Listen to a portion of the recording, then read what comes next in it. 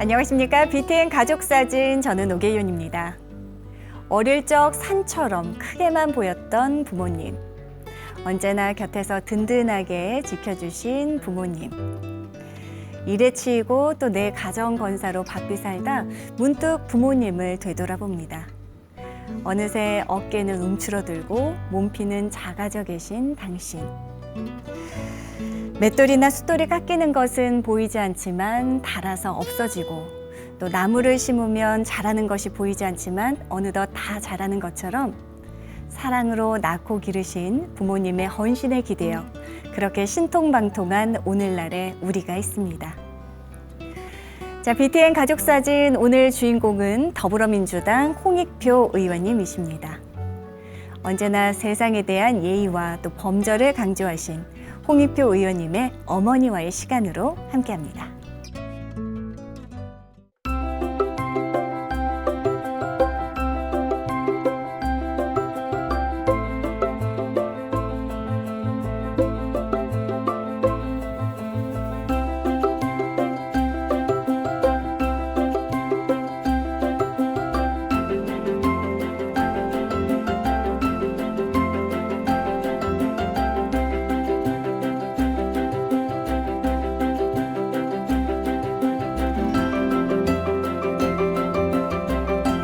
가족사진 오늘 모실 분은요, 요즘 가장 바쁜 분이 아닐까 합니다. TV를 켰다 하면 나오는 그분, 더불어민주당 원내대표 홍익표 의원님 함께합니다. 의원님 어서 오십시오. 반갑습니다. 네, 반갑습니다. 네, 먼저 인사 한 말씀 부탁드립니다.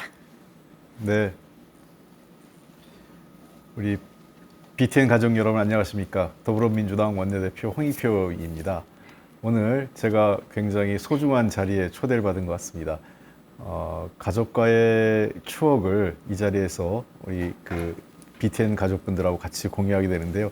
한편으로는 긴장도 되고 또 한편으로는 좀 뭐랄까, 저의 옛날로 한번 돌아갈 수 있는 아주 소중한 시간이 아닐까 생각됩니다. 우리 오늘 여러분들하고 저의 추억을 공유하도록 하겠습니다. 예. 자, 저는 오늘 의원님 실물로 처음 뵀거든요. 네. 굉장히 인상이 온화하시고 따뜻함이 풍기세요. 또 미남이시고요. 고맙습니다. 자, 온건하고 또 합리적인 네. 성품으로 가장 높게 평가받는 의원님이십니다. 어떤 부모님 밑에서 어려운 시절을 보냈을지 궁금해지는데요. 부모님은 어떤 분들이셨나요? 아마 60년대, 70년대 우리 소위 산업화 시대에 네. 가장 일반적인 모습이었던 것 같아요. 네.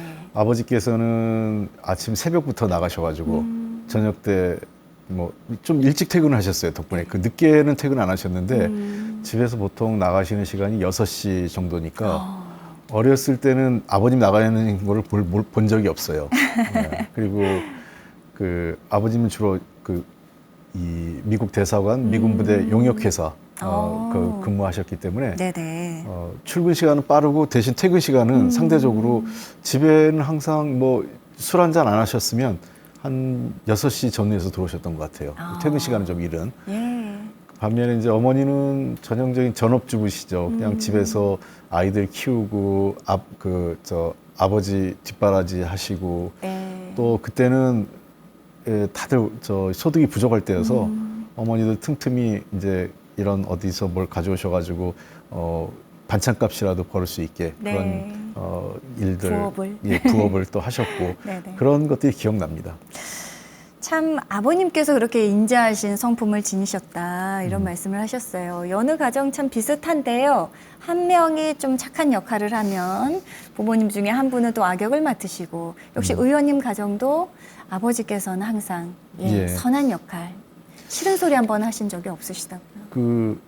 근데 또 아버님이 또 직장에서 굉장히 엄하셨다고 또 그러긴 해요. 그래요. 근데 집에서는 진짜 큰 소리 한번 잘 안 하셨어요. 그러니까 저희들 야단치시지도 않고, 네. 어머니가 도리어 저희를 혼내시면 또 뭐라고 하셨고, 야.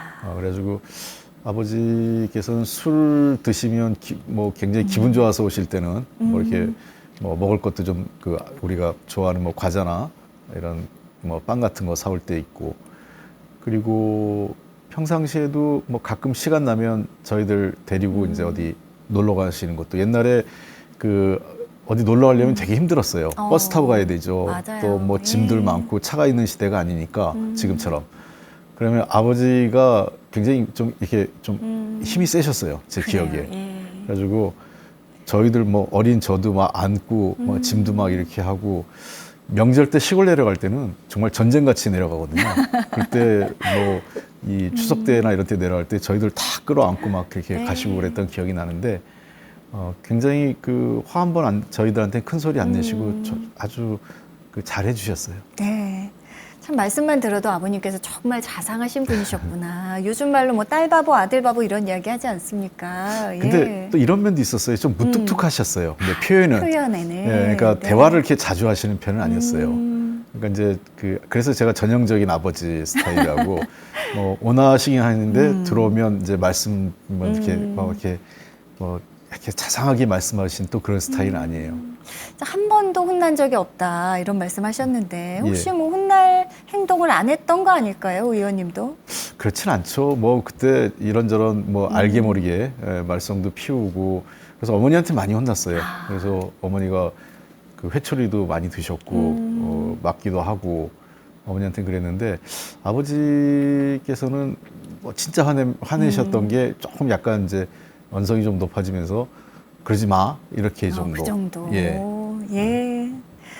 자, 의원님께서 성장하신 70년대는 대한민국 산업화와 더불어서 고도 성장을 하던 예. 그런 시절입니다. 아, 도시 서민들에게 두 가지 큰 꿈이 있었지 않습니까? 예. 예. 그 당시에 서민들의 가장 큰 꿈은 자기 집 마련이죠. 뭐 내 지금도 집 마련. 마찬가지입니다. 네, 네. 자기 집을 마련하는 게 뭐 특히 전세 사는 서름 막 이런 얘기가 나올 때죠. 지금보다도 주택은 더 부족했던 시기고 맞습니다. 또 좋은 집은 더 귀했고요. 음. 그래서 그 굉장히 작은 월급을 아끼고 또 뭐 반찬 그 값이라도 벌기 위해서 이런저런 부업 활동을 하면서 돈을 네. 모아서 한 서울에 오신 지 빈손으로 오셨거든요. 부모님 네네. 다 빈손으로 오셔가지고 겨우 간신히 한 10여 년 만에 집을 하나 마련하셨고요. 예. 그리고 또 하나 소원은 아이들 교육입니다. 왜냐하면 그 시대 부모님들이 본인들이 충분한 교육을 못 받았어요. 왜냐하면 교육을 받을 기회 자체가 원천적으로 봉쇄됐죠. 왜냐하면 한국 전쟁을 겪고 맞습니다. 일제 시대에서 한국 전쟁 이런 걸 쭉 겪으면서 특히 여성분들은 집에서 아예 교육 뭐 여자가 무슨 공부를 해 네. 이런 게 있었고 그래서 뭐 대학교는 뭐 언감생심이고 겨우 뭐 대부분이 그 시대 남자들도 중고등학교 겨우 나오는 그 정도가 일반적인 네네. 거죠. 그래서 이분들은 자기는 못 배웠지만 내 아이들만은 교육을 시키겠다. 그 예. 충분히 공부를 하고자 하는 아이들한테는 공부를 시킬 수 있을 만큼의 어떤 재정적 뒷받침은 하겠다. 이런 게 굉장히 강하셨어요. 그래서 예. 노후에 대한 보장이 없이 사신 거죠. 어떤 면에서는 집 하나 마련하고 아이들 교육비에 교육에. 모든 걸 했지 자기 노후 대책이라는 건 없었던 거죠. 그러면 의원님이 몇 살 때 그러면 그 내 집 마련의 꿈이 이루어지고 그 집에서 쭉 자라신 건가요? 제가 이제 제일 막내거든요. 네. 위에 누님이 두 분 계신데 그 3년 터울이에요. 그러니까 제일 큰 누님하고 저하고 6살 차이인데 제가 정확한 기억이 아주 좀 어렴풋한데 한 만으로 5살? 네, 우리 나이로 한 6살 요쯤 아마 집을 마련하신 것 같아요. 예. 그럼 그 집에서 쭉 예. 장성하신 예. 거군요. 예. 그 계속 한 건 아니고 이사를 몇 번 갔죠. 거기서 집을 사시고 제가 초등학교 4학년 때 또 한 번 이사를 갔으니까 그렇게 이사를 그 집에서 집을 사고 한 5, 6년 산 거죠. 그러다가 이제 이사를 또 한 번 더 가고 뭐 이사는 그렇게 결혼하기 전까지 한 2차례 네. 정도 이사를 하게 됩니다. 의원님 어렸을 때는 어떤 아이였을지 궁금해요. 예, 착하고 성실했는지 아니면 좀 개구진 편이었는지 좀 양쪽 다였을지. 좀 양면성은 있는데 비교적 좀 조용한 편이었어요. 내성적이고.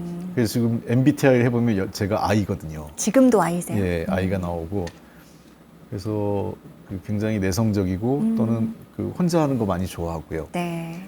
근데 성격이 조금은 변했습니다. 이제 제가 초등학교, 중학교 가면서 조금 더 활발해졌고 고등학교, 대학교 가면서 조금 더 더 활발해지고. 활발해지고 해서 예. 그런 약간의 그 나이가 들면서 변화는 있더라고요. 아, 결국은 정치인까지. 예. 그러니까 이제 성적도 역시 조금 이렇게 우상향했다고 볼 수 있을까요? 갈수록 어떠셨어요? 이제 제가 이제 아까 이제 성격도 좀 외향적으로 바뀌었고 운동도 조금씩 어렸을 때보다 잘하고 성적도 조금 뭐 아주 잘한 건 아닌데 조금씩 나아지는 것 이런 게 제가 초등학교를 좀 일찍 들어왔거든요. 아, 한 1년 정도 다른 동기들보다 제가 1년이 어려요. 예. 그래서 저 때문에 이제 뭐 흔히 이게 좀 위계 질서가 흐트러졌다는 불만인 사람도 많은데 네. 제가 그러니까 아무래도 어렸을 때 초등학교 때는 그 1년 차이고 작은 차이가 아니잖아요. 아니죠. 예. 많죠. 예, 나이 예. 지금 뭐 50 넘어서야 그 차이가 별 의미가 없지만 그래서 아마 그랬던 것 같아요. 그래서 초등학교 때보다도 중학교 때 가니까 좀 나아지고 이런 것도 그런 영향도 좀 있었던 것 아닌가 싶어요. 네네네. 조금씩은 한 살 많은 형 누나들과 이게 비슷하게 따라잡으면서 예. 성장을 하신 거군요. 자, 대학에 진학해서 이제 정치학을 전공하게 됩니다. 어려서부터 혹시 정치인을 꿈꾸셨을까요? 아니셨을 것 같고 전혀 성격 그렇지 않습니다. 얘기를 들어보면. 예. 제가 제일 좋아했던 과목이 역사학이었고요. 그리고 개인적으로 지금도 초등학교 때 6학년 담임 선생님께서 제가 쓴 그 글을 잠깐 소개해 준 적이 있어요. 네. 그 반 학생들 앞에서. 그때 이제 나의 미래 이래가지고 이제 그런 거 글짓기 많이 하지 않습니까? 맞아요. 제출하라고. 예. 그때 이제 제가 하고 싶었던 이제 나의 미래는 그 고고학자였어요. 그 당시에 제일 즐겨 읽었던 책이 이 그리스 로마 신화하고 야. 그다음에 일리아드 오디세이였는데 네네. 너무 재밌더라고요.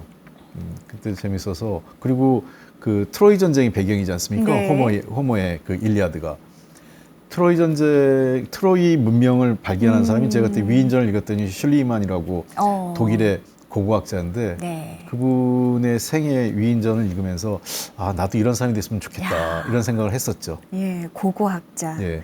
고고학자를 꿈꾸던 청년이 고고학이 아닌 정치학을 선택하게 됩니다. 뭐 예. 점수에 맞춰 진학했다, 뭐 이런 건지 아니면 별다른 뜻이 있었을까요?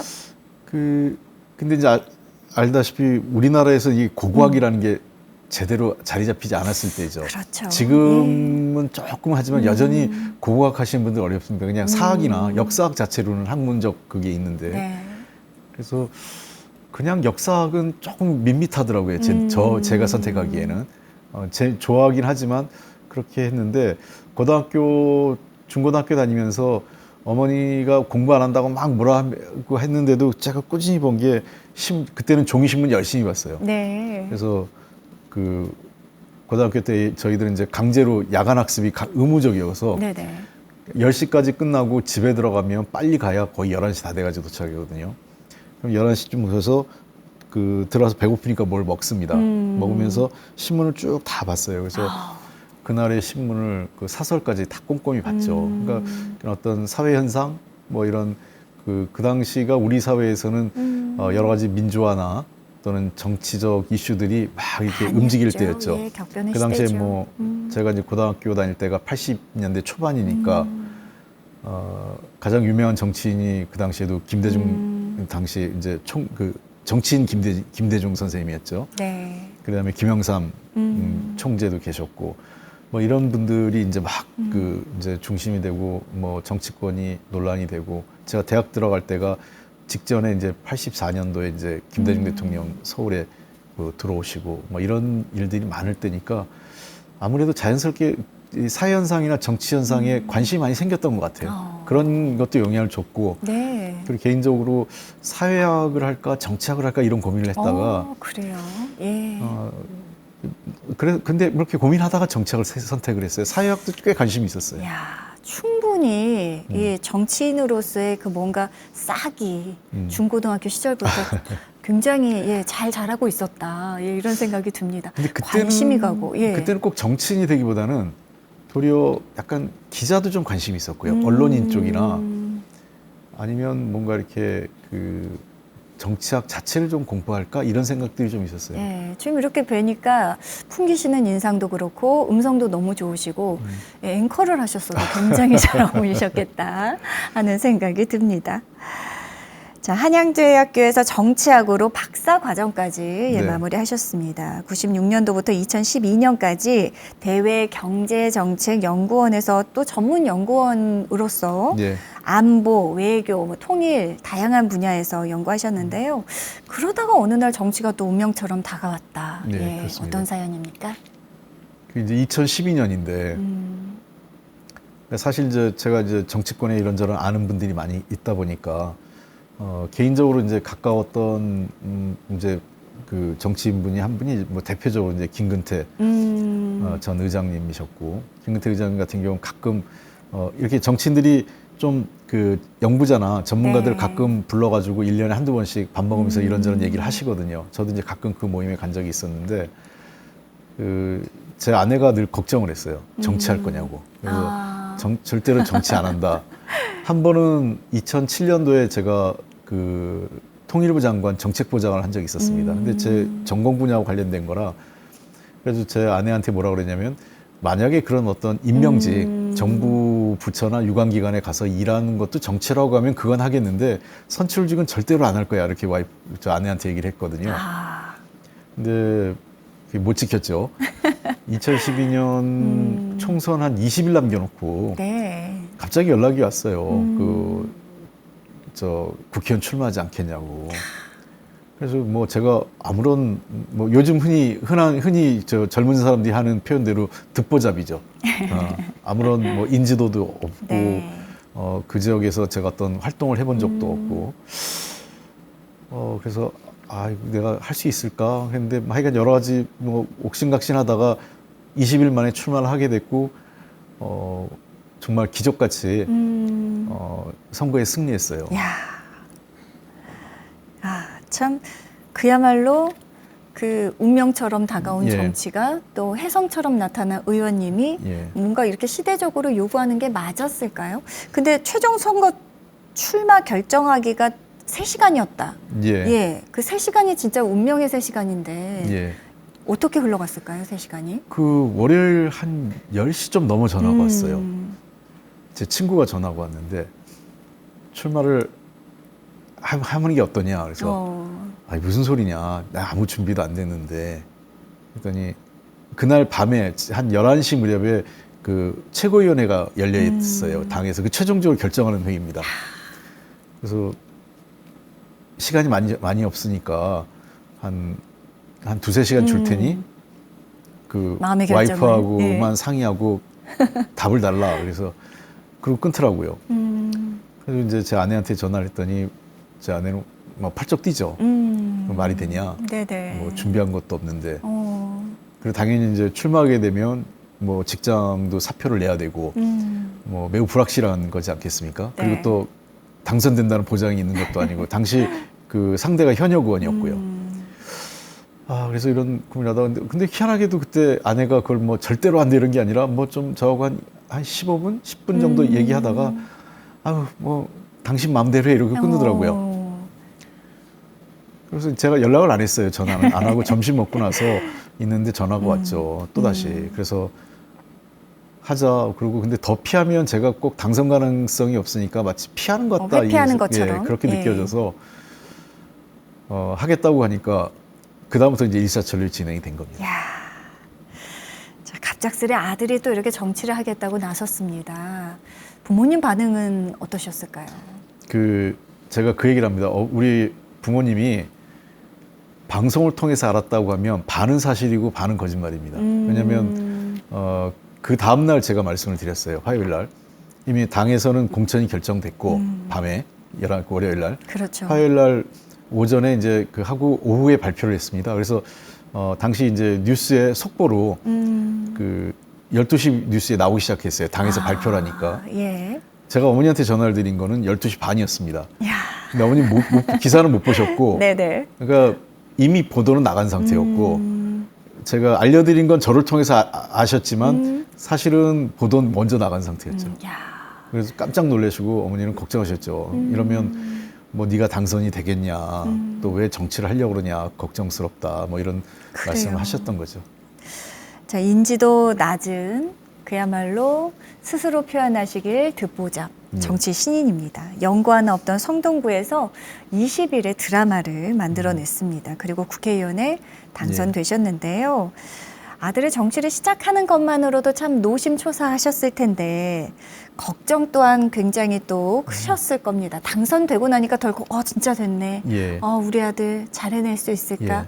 가장 먼저 어떤 말씀하시고 또 당부도 많으셨을 것 같아요. 예. 뭐 이제 제일 어머니가 걱정하신 거는 한편으로는 좋으시기도 하죠. 옛날 그 연세의 어른들한테는 국회의원이라는 게 대단한 자리였어요. 그럼요. 뭐 예. 요즘보다도 아마 그 어르신들 세상에서는 정말 그 대단한 사람들이라고 생각을 하셨는데 아들이 되니까 한편으로는 기쁘지만 좋으면서도 이제 혹시라도 뭐가 뭐 잘못될까봐 특히 야당 정치인이라고 하면 또 그분들 세대에서 야당 정치인은 툭하면 이제 뭐 어디 끌려가거나 붙잡혀가거나 이런 일이 과거에 이제 권위주의 정권 시절에 있었지 않습니까? 그렇죠. 예. 그러다 보니까 혹시라도 그런 일이 있을까봐 걱정도 하시고 뭐 늘 뭐 일이 있으면 괜찮냐, 뭐 혹시라도 뭐 무슨 뭐 너한테 뭐 저 누가 해코지 하면 어떡하냐 그렇죠, 이런 그렇죠. 걱정들을 많이 하셨습니다. 그래도 기쁨의 표현은 좀 하셨을까요? 어떻게 표현하셨을 때 그것도 좀 궁금하네요. 좋다고 그날은 좋다고 하셨죠. 당연히 네. 너무 좋아하셨죠. 예. 예. 뭐 지금 아슬아슬하게 간발의 차이로 승리했고 어쩌면 큰 기대를 안 하셨기 때문에 더 좋아하셨던 것 같아요. 그러니까 네네. 도리어 그 나중에 이제 어머니한테 들은 얘기는 제가 떨어질 텐데 떨어지면 어떻게 위로를 하지? 뭐 이런 걱정을 더 많이 하셨죠. 그 뭐라고 말씀하셨는지 워딩이 기억나세요? 자세한 건 아닌데 뭐 워낙 오래돼서 10년이 넘었기 때문에 너무 잘했다. 뭐 우리 아들 자랑스럽다. 뭐 이렇게 얘기하셨던 것 같아요. 너무 잘했다. 자랑스럽다. 자, 묵묵히 믿고 지켜봐 주시고 항상 남보다 다른 사람을 배려하고 양보하라 가르치신 어머님이십니다. 그런 어머니께 혹시 편지를 좀 써보신 기억이 있을까요? 거의 편지를 네. 저희 때만 해도 이제는 뭐 늘 뵙고 또 그 전화기가 있으니까 네. 편지를 거의 안 쓰죠. 거의 안 썼고. 또 예. 제가 군대를 갔지만 장교로 가다 보니까 전화 늘 할 수 있고 자유로웠겠네요. 예, 좀 자유롭죠. 일반 사병보다. 그래서 알겠습니다. 편지를 써본 기억은 거의 없습니다. 자, 오늘 그렇다면 참 거의 처음 써보는 편지나 다름없을 텐데요. 어떤 마음을 담으셨을지 궁금합니다. 자, 부지런하게 일했지만 늘 사는 것은 빠듯했습니다. 그럼에도 자식에게만은 온 정성을 기울이셨던 어머니. 홍익표 의원님이 어머니께 띄우는 어머님 전상서입니다.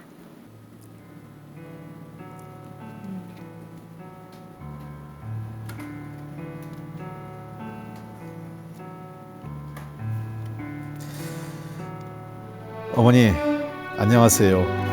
막내 아들입니다. 편지를 처음 쓰는 거라 무슨 말씀을 먼저 드려야 될지 고민을 했는데요. 어릴 적에 어머니는 늘 엄하셨지만 누구보다 저를 사랑했던 것을 잘 압니다. 본인은 힘드셔도 저와 삼남매를 위해서 항상 희생하시고 누구보다 집안일을 챙기시느라고 어려우셨습니다. 사실 아버지도 하루 종일 새벽에 나가시고 뭐 늦게 들어오실 때도 있고 집안일은 거의 어머님의 몫이었고 우리 삼남매의 교육도 고스란히 어머니의 몫이었습니다. 늘 제가 밖에 나가서 누군가에게 잘못할지 또 버릇없이 할지 또 잘못된 길로 가지 않을지에 대해서 늘 걱정하셨고요. 항상 말씀하신 거는 양보하고 싸우지 말고 그리고 늘 겸손하게 사람들을 대하라고 말씀을 하셨습니다. 어쩌면 어머님의 그 말씀이 지금 정치하는 데 큰 도움이 되는 것 같습니다.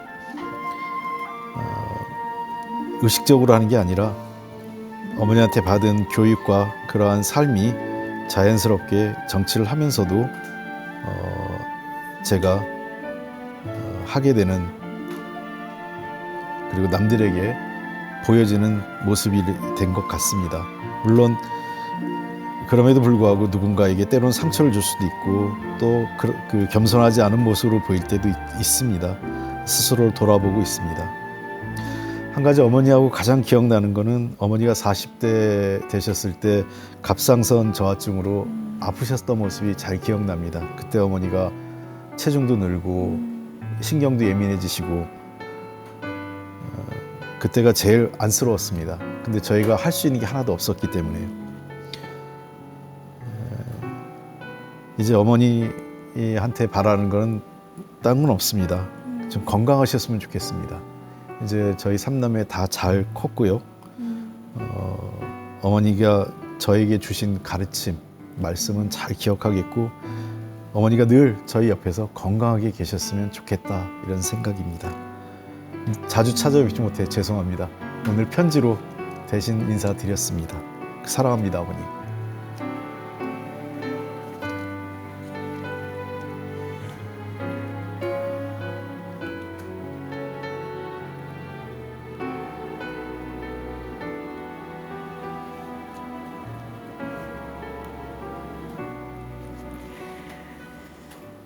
네.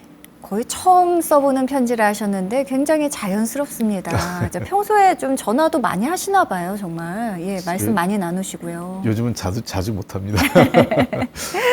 자, 어렸을 때 사진 이렇게 편지 낭독해 주실 때 봤는데요. 무척 어렸을 적부터 미모가 남다르셨습니다. 누님이 2분 계셨고 또 네. 이제 막내 아들이신데 네. 어머니께서 얼마나 또 예쁘고 사랑하셨을지. 하지만 그 사랑한다는 표현보다는 항상 보다 바르게 자라도록 엄하게 가르쳐 주신 그런 어머님이십니다. 자, 2분 모두 건강하실까요, 지금 부모님께서는? 예, 아버님은 정말 제가 어렸을 때 봤지만 항상 건강하셨어요, 정말. 튼튼하시고 예. 강건하시고요. 예, 예. 지금도 아버님이 32년생이시라 한국전 참전용사시십니다. 그러세요. 예, 그래서 예. 이제 그때 그 전쟁 중에 좀 다치셔서 명예제대하고 이제 참전용사로 되어 있으신데요. 진짜 소년병으로 가셨죠. 딱 3일인가 사격 훈련 받고 그냥 전쟁에 투입됐는데. 아버님은 지금도 뭐 요즘은 이제 아무래도 그래도 연세가 많으시니까 전에 같진 않으시지만 항상 뭐 몇 년 전만 해도 많이 걸어 다니시고 뭐 활발하게 다니시고 지금도 낮에 소주도 몇 잔 하세요. 반주로 식사하시면서 네. 늘 하시고 어머니는 조금 이렇게 이 병이 좀 많이 있으세요. 뭐 혈압 당뇨도 좀 있으시고 지병이 조금 지병이 좀 있으시군요. 있으세요. 예. 아까 얘기했던 갑상선 저하증도 계속 계셨고 그래서 병원에는 자주 다니시고 하는데 그래도 뭐 조금 뭐 이런저런 뭐 그 약을 드시고는 있지만 그래도 크게 뭐 이렇게 몸져 누우시거나 또 입원하시거나 이런 건 없으셔서 다행입니다. 네, 그러게요. 예. 사랑합니다 하고 말씀하시는 표현이 절대 어색하지 않았거든요. 예, 평소에 그렇게 또 표현을 하시지는 않으실 것 같은데. 못합니다. 못하셨죠. 예. 오늘 아마 이 시간이 2분께도 정말 특별한 시간이 되지 않았을까 합니다. 자, 오늘 함께한 보시니까 어떠셨는지요? 말씀 나누면서. 예, 오늘 여기 공간에 처음 들어왔을 때 공간이 굉장히 따뜻하다고 느꼈습니다. 따뜻하죠. 예, 그래서 저도 이 정치권에 있다 보면 조금 딱딱해지고 뭔가 좀 메마른 느낌이 드는데 저도 오래간만에 좀 뭔가 이렇게 좀 부드러워지고 좀 촉촉해진 느낌이 들었고요. 아유. 그래서 좀 더 편하게 얘기할 수 있는 그런 게 된 것 같습니다. 감사합니다. 자, 그렇다면 이제 촉촉한 분위기를 다시 조금 말려보도록 하겠습니다. 분위기 전환해 볼게요. 네. 9월 26일이죠. 더불어민주당 원내대표에 당선되셨습니다. 내년 총선까지 이제 원내 사령탑 맡으신 건데요. 임기는 짧지만 책임은 역대 어느 원내대표보다 굉장히 무겁고 예. 부담이 되실 것 같습니다. 예. 네. 갑자기 이제 당의 갑작스러운 상황으로 인해서 생각지도 않게 원내대표가 됐고요. 그만큼 당이 어렵고 또 저에게 주어진 과제도 매우 큽니다. 네. 그래서 제가 할 수 있는 거는 선거를 앞두고 당내 상황을 잘 추스려서 우리 의원님들이 한마음 한뜻으로 단합해서 내년 총선에서 좋은 결과를 만드는 게 제 역할이고요. 네네. 얼마 남지 않은 기간이지만 예산이나 관련 법안들 잘 처리해서 국민들의 삶을 조금 더 편안하게 해드리는 게 저의 과제라고 생각합니다. 네. 마음 굉장히 바쁘시죠, 요즘. 예. 그럼에도 불구하고 오늘 이렇게 가족사진 나와주셔서 너무 감사드리고요. 자, 19, 20, 21대 어느덧 3선 중진 의원이십니다. 정책을 연구하던 홍익표와 정치인 홍익표 사이에는 어떤 차이점이 있을까요? 연구소에 있을 때는 아무래도 큰 부담은 있었던 건 아닙니다. 네. 제가 하고 싶었던 연구 주제 그리고 물론 이제 제가 있던 연구소가 국책연구기관이기 때문에 정부의 정책 자료로 활용이 되기 때문에 잘 써야 되는 건 당연한 거지만 결국은 정책을 만들고 집행하는 사람은 정부 관료나 또는 정치인들이 하시는 거 아니겠어요? 네. 그러니까 저는 그에 대한 아이디어를 제안을 할 수 있고 고려할 수 있는 걸 제안하는 게 제 역할이니까 그래서 좀 자유롭게 뭔가 이렇게 편하게 제안했던 책임 없이 책임은 좀 없지만 근데 지금은 좀 반대인 것 같아요. 그때보다는 조금 덜 자유로운데 왜냐하면 제가 뭔가 아무런 얘기나 예를 들면 정책과 관련된 내용을 고민 없이 또 충분한 협의 없이 이렇게 막 얘기할 수 없지 않습니까? 발설할 수 없죠. 예. 그래서 뭘 하나 던지고 또 국민들과 어떤 공개할 때마다 굉장한 부담이 있습니다. 이것이 국민들에게 어떻게 받아들여질지 그리고 또 만약에 이런 정책이 집행됐을 때 국민들의 삶 또 우리 사회가 어떤 방향으로 나아갈지 왜냐하면 잘못된 정책, 잘못된 법률 하나가 큰 폐해를 줄 수도 있거든요. 예, 해악을 끼칠 수도 있기 때문에 그런 부분에 대해서 늘 조심스럽고 그래서 요즘은 연구자일 때는 자기 확신이 강했어요. 네. 왜냐하면 내가 이걸 주장해야 된다, 강한다 반면에 정치인이 되면서는 회의주의가 더 강합니다. 내가 틀릴 수 있다라는 생각. 내가 혹시 잘못할 수 있다, 내가 틀릴 수 있다는 생각을 갖는 게 중요한데요. 왜냐하면 그렇게 의식을 해도 간혹 자기 확신에 빠질 때가 많아요. 그간의 의정 활동 좀 돌아보시면 어떠세요? 가장 보람 있던 활동 혹은 후회가 남는 활동들 있으실 텐데요. 아무래도 제일 제가 의미 있었던 거는 이 사회적 약자를 위해서 노력했던 기억이 있어요. 특히 네. 제가 재선 초에 간사를 맡았던 건데 가습기 살균제 피해자들. 네네. 지금도 그분들 생각하면 가슴이 먹먹합니다. 그렇습니다. 여전히 피해는 진행 중이고 충분한 진실 규명과 피해 보상은 제대로 이루어지지 않고 있고 그래서 아직도 그분들 얘기가 나면 제가 뭔가 잘못한 것 같고 근데 그 당시에 제가 야당이었는데 그분들 대변하기 위해서 정말 열심히 했다 이런 생각은 개인적으로는 듭니다. 결과는 만족스럽지 못했지만 그리고 의미 있는 법률은 이제 얼마 전에 이제 통과가 됐는데요. 국민 휴일에 관한 법을 제가 19대, 20대, 21대 3번 연속 냈는데 이게 겨우 법안이 통과됐어요.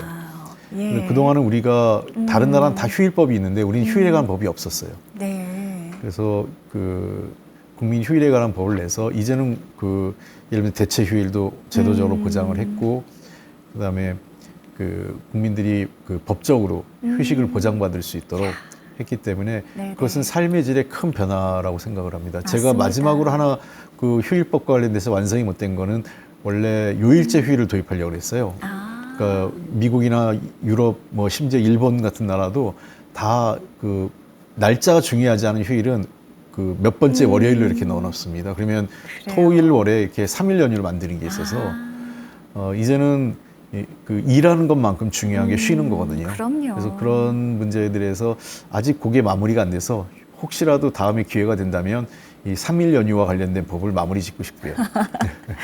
아쉬운 건 많이 있죠. 예. 그러니까 늘 지나친 이제 표현으로 무리를 일으킨 적도 있고 또 너무 우리가 집권 여당 때 좀 잘했으면 한 번 더 정권 재창출을 했을 텐데 네. 그때 몇 가지 정책적으로 저희가 매우 서툴렀던 게 지금도 두고두고 좀 잘못됐다는 생각이 듭니다. 그때 좀 더 용기 있게 이 정책은 잘못됐으니까 바로 잡아야 된다는 얘기를 하지 못한 점이 좀 아쉽습니다. 네. 자, 가족사진 이제 시그니처 질문 드리도록 하겠습니다. 스스로 자기평가 시간이고요. 그동안의 활동에 대해 좀 점수를 매겨본다면 100점 만점에 몇 점 정도 주시겠습니까? 이게 참 저는 점수가 좀 짠 편인데 아, 그래도 한 비약점 정도, 한 80점 정도는 되는 것 같아요. 80점. 예. 예. 그냥 평균에서 약간 평균 이상. 저희 때는 학점이 되게 짰습니다. 네네. 제가 대학 다닐 때. 그래서 비학점이 3.0인데 어. 3.0만 넘어도 나쁘지 않았었어요. 괜찮은 그래서 성적으로. 그랬는지 예. 그래서 저는 그냥 그 정도면 평균 이상의 평균에서 조금 잘하는 정도라고 생각하고, 그래서 제가 그 얘기는 아직까지 제가 해온 것보단 앞으로 좀 더 해야 될 게 많이 있지 않느냐, 네. 이런 스스로에 대한 반성도 있고요. 그래서 제 자신에 대해서 제가 어디 한번 이런 유튜브 방송에서 저를 평가할 때 제가 어떤 사람이냐 해서 잘 모르는 사람이라고 그랬습니다. 왜냐하면 정말 이 자기 자신에 대해서 객관적인 평가가 제일 어렵습니다. 그래도 20점은 앞으로 채워가겠다는 그 예. 의지만큼은 예. 확고하신 걸로 알겠습니다. 작년 6월에는요, 지역구인 중구 성동갑을 포기하고 민주당의 험지라고 예, 정평이 나 있죠. 저희 BTN 불교TV가 위치한 곳이기도 합니다. 서울 서초을에서 2024 총선을 치르겠다 예. 선언하셨습니다. 한국 정당 사상 유례 없는 일이다라는 이야기도 있고요. 그런 결심을 하게 된 배경이 있을까요? 예, 우선은 제가 지금까지 여기까지 있게 가능하게 했던 우리 성동구민들께 감사하고 정말 죄송하다, 이 말씀을 먼저 드리고 싶고요. 네. 가장 큰 이유는 그 당시에 저희가 대통령 선거 1년 전에 대선 3월 달에 지고 지방선거도 좋은 결과를 만들어내지 못해서 네. 책임을 져야 되겠다. 특히 저는 삼선 의원이고 집권 여당 시절에 민주연구원장도 했고 정책위 의장도 했고 예, 예. 책임이 작지 않은 사람 중에 하나라고 저는 생각을 합니다. 내가 뭔가 책임을 져야 돼서 불출마를 할까 생각도 했는데 좀 더 어려운 지역에 가는 게 좋겠다라는 생각을 했고요. 특히 지난 선거에 실패한 과정을 보면 우리 당이 이 강남 서초 지역에서 많이 실패했어요. 네. 그래서 이 지역이 강남 서초만 해도 인구가 100만이고 송파까지 하면 160만이 돼요. 그렇죠. 그래서 이 충북 도하고 맞먹거든요. 이 지역에서 우리가 의미 있는 지지율을 회복하지 않으면 어렵겠구나, 이런 생각 들고, 그래서 이 지역에 와서 여기 계신 분들하고 소통도 좀 해보고 싶었어요. 네. 우리가 뭘 잘못했고 우리가 뭘 어떻게 하면 여기 계신 분들의 마음을 돌릴 수 있을까, 네. 이런 고민도 하면서 직접 부딪혀보고 싶은 생각도 있었습니다. 네. 그렇다면 뭐 다양한 구 중에 서초을을 예. 또 꼽으신 이유가 있을까요? 뭐 여러 가지 이유가 있는데 진짜 이건 약간 개인적인 사유가 있는 게요. 이 지역이 아까도 얘기했지만 제가 국회의원 되기 전까지 결혼하고 15, 16년 여기서 살았고요. 아, 그러셨군요. 예, 그리고 예. 제 아내는 이 지역에서 한 30여 년 살았습니다. 토박이시군요. 예, 중고등학교 여기서 다 나왔고요. 또 우리 아이들 큰 애는 여기서 동덕여중 다니다가 전학을 갔고, 작은 아이는 유치원 어린이집 다니다가 글로 가게 된 케이스여서 지금 다시 이제 고등학생인데 이 지역 와서 네네. 정치하면 제일 미안한 게 가족들한테 제일 미안합니다. 근데 가족들한테 이 지역이 좀 익숙한 지역이라 심리적으로 좀 편안했기 때문에 이 지역을 선택하게 된 겁니다. 그랬군요. 자, 운명처럼 다가온 정치를 하는 그 남편을 둔, 그리고 또 아버지를 둔 덕분에 우리 고생하고 있는 가족들에게 항상 좀 미안하다, 예. 예, 이런 말씀하셨습니다. 방송을 빌어서 오늘 또 가족분들에게도 한 말씀 하실 수 있는 기회를 제가 드리도록 하겠습니다. 정말 제일 미안한 건 제 아내인데요. 네. 아내가 일도 하고 제가 거의 가정일을 손보지 못하다 보니까 아이들 교육부터 집안 대소서까지 제 아내가 다 지금 하고 있거든요. 그래서 네. 그게 제일 미안하고, 또 우리 아이들은 늘 노심초사해요. 그러니까 잘하면 좋은데 예를 들면 뭔가 조금 잘못하면 아버지가 정치인이라는 것 때문에 과잉 책임을 묻게 될까 봐. 그렇습니다. 예, 누구의 예. 딸이고 뭐 누구의 아이인데 어떻다 저떻다. 그러면 아이가 잘못하면 처벌받는 건 맞는데, 벌을 받는 건 맞는데 너무 정도 이상으로 더 벌을 받는 경우도 있을 것 같아서 네네. 그게 아버지로서 늘 미안하죠. 예. 자, 중구 성동갑에서는 약속을 지키는 확실히 일 잘하는 국회의원으로 정평이 나셨습니다. 서초울 주민 여러분께는 어떤 비전을 제시하고 싶으신지요? 네, 이 지역은 우리나라에서 제일 학력이나 어떤 뭐 자산 이런 것들이 평균 이상이지 않습니까? 네네. 그래서 좀 더 앞서 나가는 게 필요할 것 같아요. 그러니까 서초구가 가지고 있는 매우 좋은 장점이 첫 번째는 우면산과 그 청계산이 있거든요. 네네. 유일하게 은평구하고 서초구 두 지역이 개발제한구역, 소위 그린벨트라고 하는 게 50%가 넘는 지역입니다. 와. 자치구 중에서. 예. 그래서 저는 첫 번째 서초구의 비전은 그 그린 도시여야 된다고 생각합니다. 친환경적 도시, 기후환경 변화와 관련돼서 가장 의미 있는 도전이 기후환경이기 때문에 네네. 서초구가 그거를 이끌어갈 수 있는 도시, 그린 도시가 돼야 되고요. 두 번째는 이 지역 주민들이 가장 그 자랑스러워하는 게 문화입니다. 예술의 전당도 있고 여기 또 맞습니다. BTN도 있고요. 여러 그 국립중앙도서관도 있지 않습니까? 네네. 그래서 여기 계신 분들이 문화에 대한 요구 또 자부심 굉장히 큰 큰 지역이기 때문에 저는 그래서 제가 사실 문체위원장도 하게 된 건데요. 네네.